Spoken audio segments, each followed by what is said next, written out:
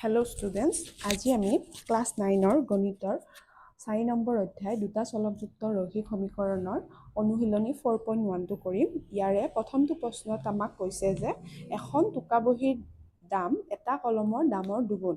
এই উক্তিটো প্ৰকাশ হোৱাকৈ দুটা চলকযুক্ত এটা ৰৈখিক সমীকৰণ গঠন কৰা। ইয়াতে আমাক এখন টোকা বহীৰ দাম x টকা বুলি ধৰি ল'ব দিছে। ধৰা হ'ল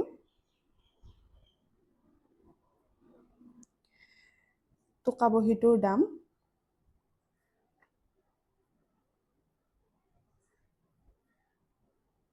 আমাক কিমান বুলি কৈছে x টকা।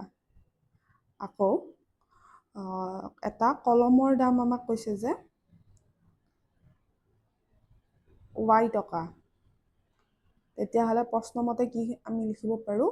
প্ৰশ্নমতে আমি লিখিব লাগিব যে টোকা বহীৰ দাম এটা কলমৰ দুগুণ। যদি কলমৰ দামটো আমি 2ৰে পূৰণ কৰি দিওঁ, এটা কলমৰ দাম y টকা, ইয়াক আমি 2ৰে পূৰণ কৰিলোঁ, এই দামটো কাৰ সমান? এখন টোকা বহীৰ দামৰ সমান। এখন টোকা বহীৰ দাম কিমান? x টকা। দুটা কলমৰ দামৰ সমান। যদি x টকা এখন টোকা বহীৰ দাম, তেতিয়াহ'লে দুটা কলমৰ দাম y টকা, আৰু ইহঁত দুটাই কি বুলি কৈছে? সমান বুলি কৈছে।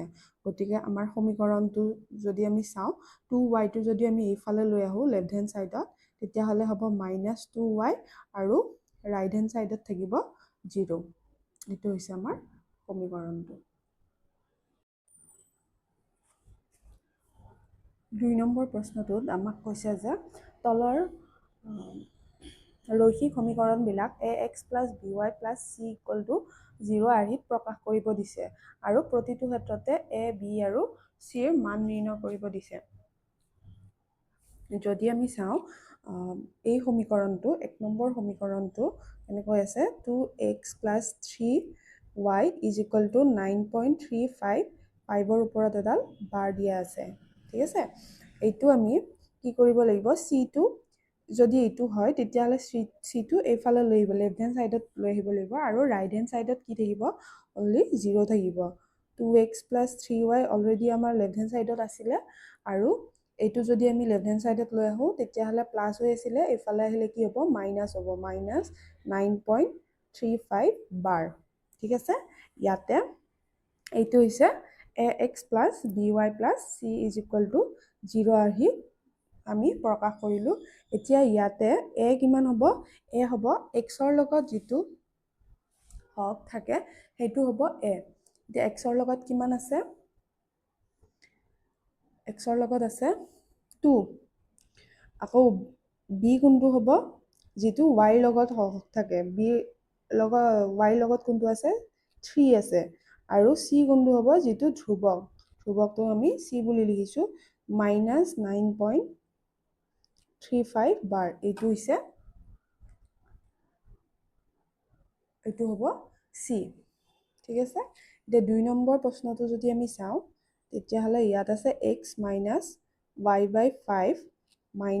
10 = 0।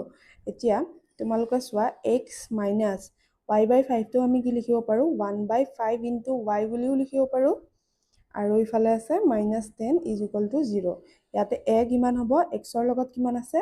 একো নাই, তাৰমানে 1 এটা ইনটু হৈ আছে। b কোনটো হ'ব?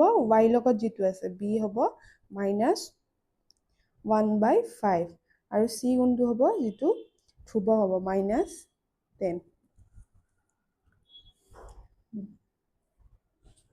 নেক্সট, আশা কৰোঁ তোমালোকে বুজি পাইছা। যদি কিবা বুজি পোৱা নাই, তেতিয়াহ'লে কমেণ্টত জনাবা।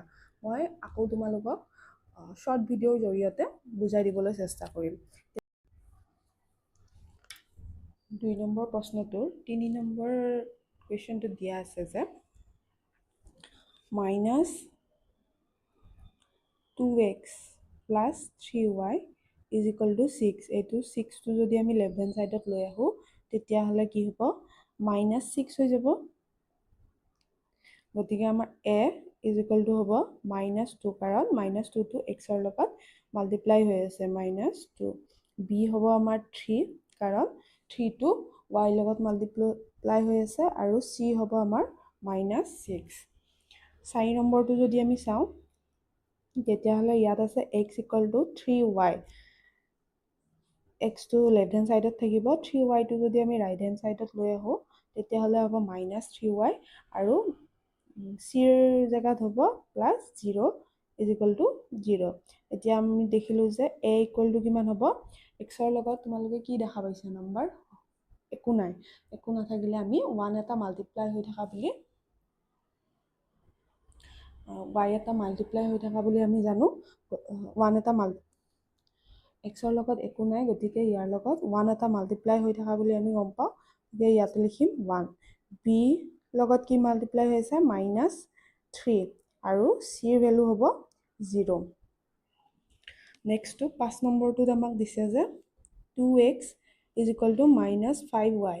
এতিয়া 2xটো লেফ্ট হেণ্ড ছাইডতে থাকিব, -5yটো যদি ৰাইট হেণ্ড ছাইডত লৈ আহোঁ তেতিয়াহ'লে হ'ব +5y আৰু চিৰ জেগাত হ'ব 0, কাৰণ চিৰ ভেলু আমাক ইয়াত দিয়া নাই।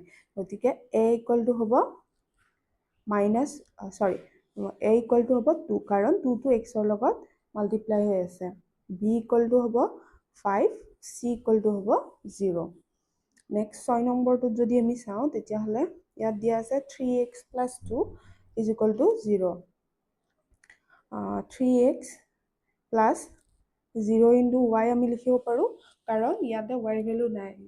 y ভেলু কিয় নাই, y লগত যিটো সহগ আছে সেইটো চাগে 0 আছে, 0ৰ লগত যিকোনো নাম্বাৰ মাল্টিপ্লাই কৰিলে কি হয়, আমি 0 পাওঁ, সেইকাৰণে yটো ইয়াত দিয়া নাই। আকৌ চিৰ ভেলুটো দিয়া আছে 2, গতিকে a হ'ব 3, b হ'ব 0 আৰু c হ'ব 2।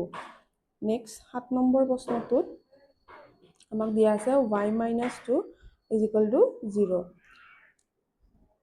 এক্সৰ লগত 0 into x plus y - 2 is equal to 0। গতিকে এৰ ভেলু হ'ব 0, yৰ ভেলু হ'ব 1 আৰু চিৰ ভেলু হ'ব -2। 8 নম্বৰ প্ৰশ্নটোত আমাক কৈছে যে 5 ইকুৱেল টু 2x। গতিকে 2xটো যদি আমি লেফ্ট হেণ্ড ছাইডত লৈ আহোঁ তেতিয়াহ'লে হ'ব -2x, yৰ ভেলু আমাক ইয়াতে দিয়া নাই, গতিকে আমি লিখিব পাৰোঁ 0 into y plus 5 equal to 0। ইয়াতে a হ'ব -2, bৰ ভেলুটো হ'ব 0 আৰু চিৰ ভেলুটো হ'ব 5। আশা কৰোঁ তোমালোকে গোটেইখিনি সমাধান বুজি পাইছা। যদি কিবা ডাউট থাকে কমেণ্ট কৰি জনাবলৈ নাপাহৰিবা। 3 নম্বৰ প্ৰশ্নটোত চোৱা, 3 নম্বৰ প্ৰশ্নটোত কৈছে যে x আৰু y দুটা চলকযুক্ত এটা ৰৈখিক সমীকৰণৰ ৰূপ ax + by + c is equal to 0 হ'ব, যেতিয়া a is not equal to 0 হ'ব। কাৰণ aটো যদি 0 হয়, তেতিয়াহ'লে কি হ'ব, ax যিটো আছে তেতিয়া 0 ইনটু x হৈ যাব, 0 ইনটু x হ'লে কি হ'ব, 0 হ'ব। গতিকে এইটো ৰূপ আমি নাপাম। আৰু ঠিক তেনেদৰে b ইজ ইকুৱেল টু যদি 0 হয়, b ইনটু y আছে, আৰু b ইনটু y কৰিলে 0 ইনটু y হ'ব, আৰু 0 ইনটু y কৰিলে 0 হ'ব। গতিকে আমি এইটো ৰূপ নাপাম। যদি a is not equal to 0 হয় আৰু b is not equal to 0 হয়, cটো 0 হ'বও পাৰে, নহ'লেও কথা নাই, তেতিয়াহ'লে আমি কি পাম, ax + by + c is equal to 0, এই ৰূপটো আমি পাম। গতিকে আমাৰ শুদ্ধ উত্তৰটো কোনটো হ'ব, অপশ্যন নম্বৰ এ।